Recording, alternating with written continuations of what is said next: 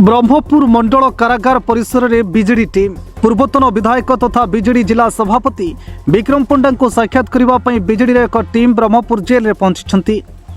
राज्य उपसभापति तथा वरिष्ठ बीजेडी नेता प्रताप जेना, पूर्वतन जिला बीजेडी सभापति डाक्टर रमेश चंद्र च्याऊ पट्टनायक, पूर्वतन छत्रपुर विधायक सुभाष बेहेरा, पूर्वतन विधायक पूर्ण स्वाई, बीजेडी नेता तुम्भनाथ पंडा जेल मध्य को गले और विक्रम को साक्षात करने निमंते जेल बाहर अन्य बीजेडी समर्थक भिड़ देखा मिली।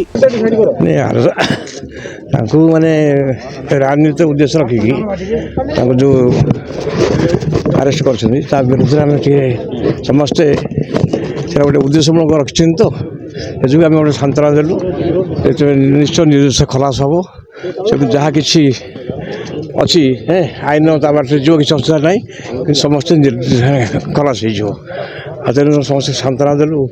माननीय पूर्वतन मंत्री प्रताप जेना आसते समस्ते वरिष्ठ नेता मान बीजेडी सब साक्षात कले सब भेटी आसलु।